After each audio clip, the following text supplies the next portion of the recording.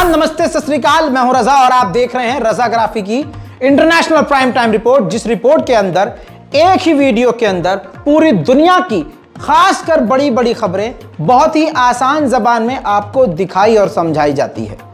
दोस्तों, अब भारत के लिए बड़ी मुसीबत चीन बन चुका है और चाइना इतना बड़ा खतरा है कि चाइना ने नेपाल की जो गोरखा सैनिक टुकड़ियां हैं, जो आज़ादी के वक्त से अब तक भारतीय सेना में वो गोरखा रेजिमेंट आज भी शामिल हैं और ये एक दो नहीं 28,000, जी हाँ 28,000 नेपाल के गोरखा लड़ाके भारतीय सेना में शामिल हैं। जो एक अकेला गोरखा सैनिक 100 सैनिकों पर भारी पड़ जाता है। ये गोरखा सैनिक भारत के लिए काफी मजबूत और रीढ़ की हड्डी का काम करने वाले हैं। लेकिन आपको बता दूं कि अब चीन गोरखा सैनिकों को चीनी सेना में शामिल करने की कोशिश कर रहा है। अब यह बात ऐसी भी नहीं है कि यह रजाग्राफी को ही पता है, यह भारतीय रक्षा मंत्रालय समेत तमाम दुनिया को अब पता चल चुका है। दोस्तों, आज़ादी से पहले जब अंग्रेज जो हैं नेपाल पर भी कब्जा करने के लिए आगे बढ़े, तो गोरखा जो जन्मजात से जंगल में रहने वाले, शेर की तरह जीने वाले लड़ाकू गोरखा नेपाली लोग होते हैं, उनसे भिड़ंत हुई अंग्रेजों की। तो अंग्रेजों को इस भिड़ंत में समझ में आ गया कि इनसे जीतना नामुमकिन है। वहीं गोरखा लोगों को भी ये समझ में आ गया कि इनसे हम हार तो नहीं सकते, लेकिन नुकसान ज़्यादा होगा क्योंकि इनके पास बड़े एडवांस हथियार हैं। ऐसे में उस वक्त नेपाल के राजा और अंग्रेज़ों के बीच एक संधि हुई, एक एग्रीमेंट हुआ, जिसके मुताबिक गोरखा के लड़ाकों को अंग्रेज़ों की फौज में शामिल होने की अनुमति मिली, अच्छी खासे रकम मिले। इसके बाद जब भारत आज़ाद हुआ 1947 में, तो 10 टुकड़ियां भारत में गोरखा सैनिकों की थी। तो अब ये फैसला उन पर छोड़ा गया कि आप भारतीय सेना में शामिल होंगे या आप ब्रिटिश सेना के साथ चले जाएंगे। 10 उसमें से जो टुकड़ियां थी गोरखा की, उन 10 गोरखा सैनिकों में से 4 जो गोरखा सैनिकों की टुकड़ी थी वो ब्रिटिश चली गई। अब 6 टुकड़ी भारत रह गई। तब से लेकर आज भारत में गोरखा सैनिक हमारे इंडियन आर्मी का हिस्सा हैं और ये एग्रीमेंट 1947 से ही है भारत का कि हम इनको बराबरी का दर्जा देंगे। नेपाल के ही इनको माना जाएगा, नेपाली ही इनकी आइडेंटिटी होगी, लेकिन भारतीय सेना से ये किसी भी रैंकिंग में कम नहीं होंगे। ये हर तरह से एक अच्छे लेवल के सैनिक होंगे और इनको समान अधिकार दिए जाएंगे। तब से लेकर अब तक ये गोरखा सैनिक भारत की रक्षा और सुरक्षा में अपनी जान देते आए हैं, जान लेते आए हैं और 100 पर अकेले भारी पड़ते आए हैं। ऐसे में इस मजबूत पाए, मजबूत भारत के एक सैनिक की मजबूत टुकड़ी को अब चाइना अपने सैनिकों में शामिल करके भारत के खिलाफ ही इस्तेमाल करना चाहता है। देखिए, इतिहास से लेकर प्रेजेंट तक मैंने आपको बता दिया, इससे आसान तरीके से कोई आपको खबर समझा नहीं सकता। इसीलिए आपसे कह रहा हूं कि रजाग्राफी को खुद भी देखा करिए और अपने बच्चों को, अपने रिश्तेदारों को ये मेंशन कीजिए कि रजाग्राफी की वीडियो को, खबरों को ज़रूर देखा करो। उससे तुम्हारी जनरल नॉलेज बढ़ेगी। आप शादी ब्याह में जाएं, आप किसी प्रोग्राम में जाएं, आप किसी भीड़ भाड़ में जाएं, जब आप करंट अफेयर पर बात करेंगे, दुनिया में क्या चल रहा है, तो एक आप वाहिद ऐसी शख्सियत होंगे जिन्हें सिर्फ ये नहीं पता कि भारत में क्या हो रहा है, आपको ये भी पता होगा कि भारत में अलग अलग जगह पर क्या हुआ है और उसका इतिहास क्या है। और ये सिर्फ आपको फ्री का ज्ञान रजाग्राफी पर खबरें देखते देखते मिलेगा। इसलिए आप लोगों से गुजारिश है कि आप हमारे वीडियोस को शेयर किया कीजिए और देखा भी कीजिए। दोस्तों, अब आप समझ सकते हैं कि चाइना कितना बड़ा खतरा बन रहा है भारत के लिए, और इसमें कमी किसकी है? 56 इंच वाले की। क्योंकि मोदी सरकार ने सेनाओं का भी प्राइवेटाइजेशन करना शुरू कर दिया। अग्निपथ योजना, जी हां, मोदी की अग्निपथ योजना, जिससे सैनिक भी अब प्राइवेट की तरह काम करेंगे, किराए पर, भाड़े पर, एग्रीमेंट पर काम करेंगे।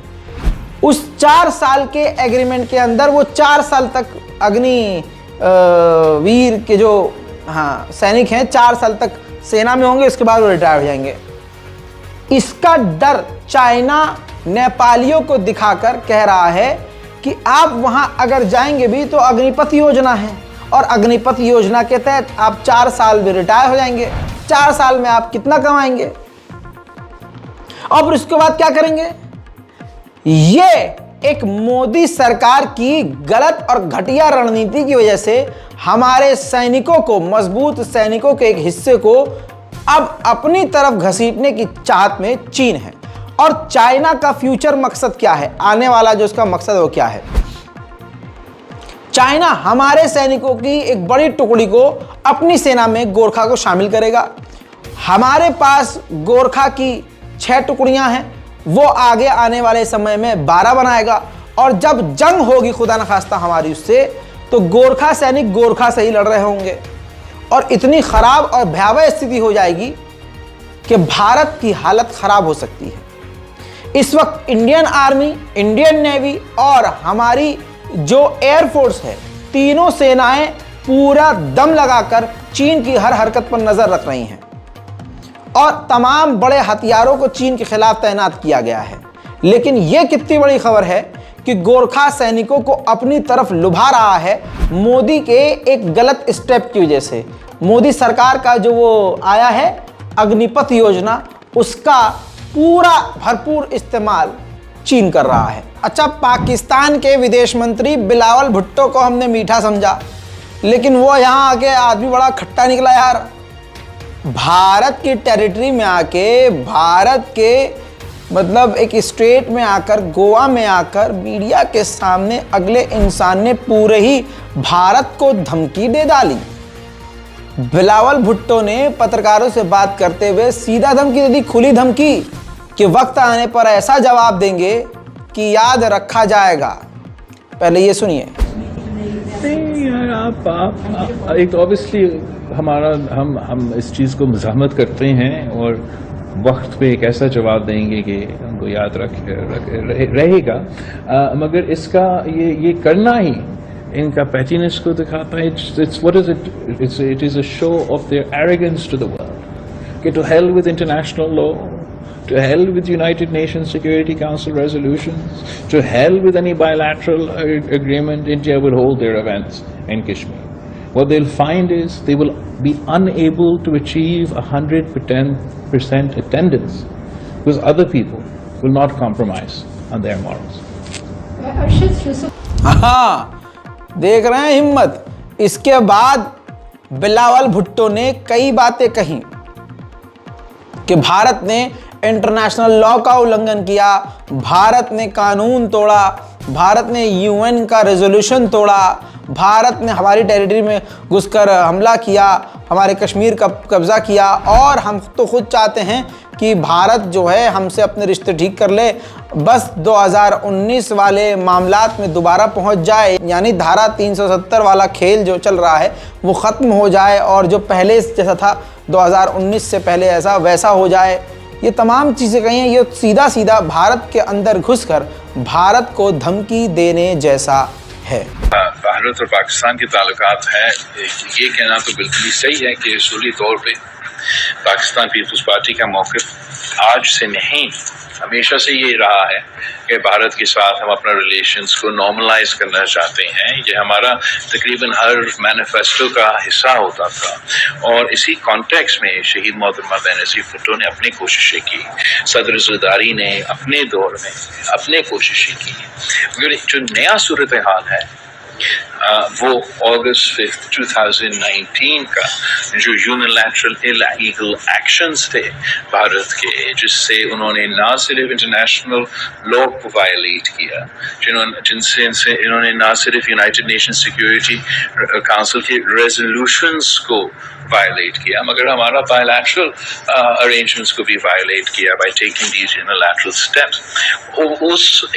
उनका एक ये कदम ने ऐसे हालात तब्दील कर चुके हैं पाकिस्तान के कॉन्टेक्स्ट में कि वो जमातें, मसलन पाकिस्तान पीपल्स पार्टी, जो हमेशा से ये एडवोकेट करते आ रहे हैं कि हमें नॉर्मलाइज करना चाहिए अपने ताल्लुकात, हमारे लिए भी वो स्पेस तकरीबन ख़त्म हो चुका है। यही वजह है कि पाकिस्तान का असूली मौक़िफ़ है कि अगर ये अगस्त 4, 2019 पे वापसी चले जाए, जहाँ फिर भी मसाइल थे, दोनों तरफ मसाइल थे, तब भी कश्मीर का मसला था, ये सारे मसाइल थे, मगर these unilateral violation and illegal actions that they've taken have really undermined the environment, and now the onus is on India कि वो ऐसा कोई conducive environment create करे जिसमें बातचीत हो सके।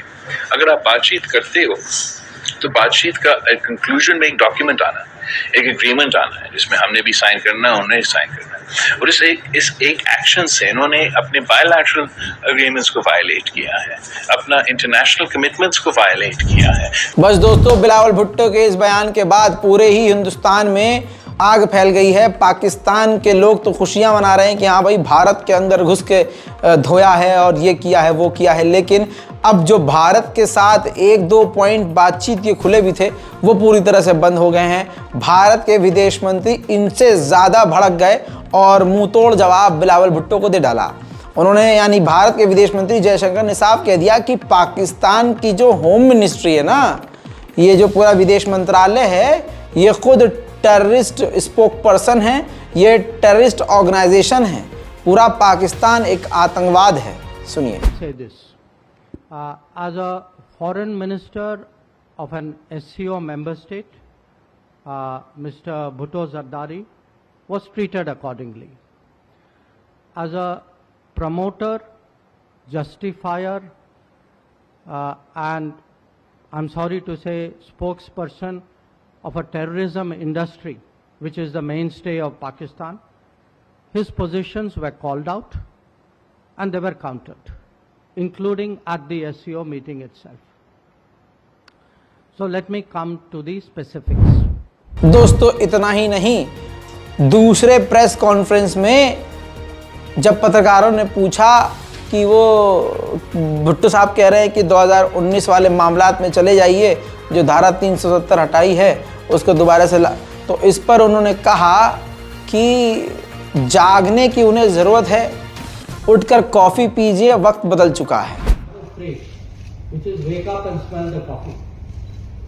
370 is history. Sooner people realize it, the better. उधर चाइना टेक्नोलॉजी में कितना आगे है मुझे आपको समझाने की ज़रूरत नहीं है, लेकिन चीन की इस नई टेक्नोलॉजी से दुनिया हैरान है। लेज़र टेक्नोलॉजी का इस्तेमाल करके उसने कई मीटर दूरी से पेड़ काट डाले हैं, और जिस तरह से वो पेड़, जितने मजबूत पेड़ एक ही झटके में काट रहा है, ये दुनिया के लिए एक डराने वाली खबर लग रही है। कहा जा रहा है कि इसी तरह से ऐसे ही लेज़र हथियार बनाकर बड़े बड़े एयरक्राफ्ट को और बड़े बड़े जहाज़ों और बड़े बड़े हथियारों को इसी तरह से चीन तबाह कर सकता है। दोस्तों, लाओस एक अलग कंट्री है। ये झंडा आपको लाओस का नज़र आ रहा है। लाओस के अंदर ही चीन की सेना लाओस के सैनिकों के साथ मिलकर अब तक की सबसे बड़ी ड्रिल करने वाली है, यानी युद्ध अभ्यास करने वाली है। याद होगा मैंने आपको एक खबर दी थी कि सर्बिया में स्कूल के अंदर एक 14 साल के एक लड़के ने क्लास में गोलीबारी की, जिसमें कईयों की मौत हुई। दोस्तों, अब उसी सर्बिया में 21 साल के एक बच्चे ने आम लोगों पर गोलीबारी कर दी ऑटोमेटिक गन से, जिसमें 8 लोगों की मौत हो गई और 21 लोग बुरी तरह से घायल हो गए। प्रेसिडेंट सर्बिया के भड़क गए हैं, जांच के आदेश दिए और हथियार रखने वाले कानून को और भी सख्त कर दिया है।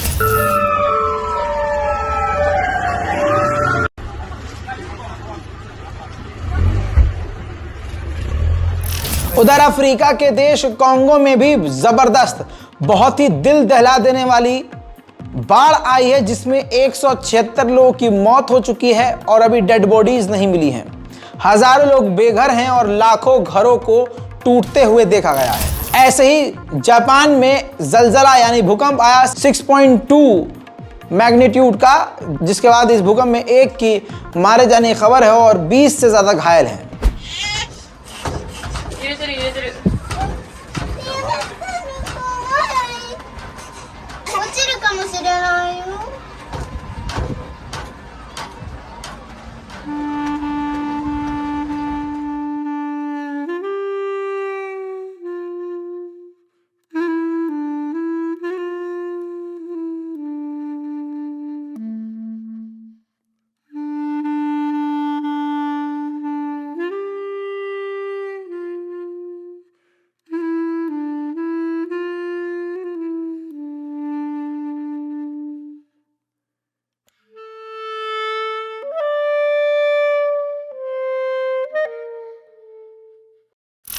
वहीं सूडान को लेकर यूएन ने जानकारी दी है कि सूडान में हो रहे झड़प में, गृह युद्ध में 190 बच्चों की मौत हो चुकी है और लगभग 1700 बच्चे घायल हैं और लगातार इनकी तादाद बढ़ती जा रही है। दोस्तों, ये थी दुनिया भर की कुछ बड़ी बड़ी खबरें। इसी तरह से दुनिया की तमाम खबरों को जानने और समझने के लिए हमारे चैनल को सब्सक्राइब जरूर करें और अपने साथियों से भी करवाएं। इस रिपोर्ट को शेयर करें, दुआओं में याद रखें। जय हिंद।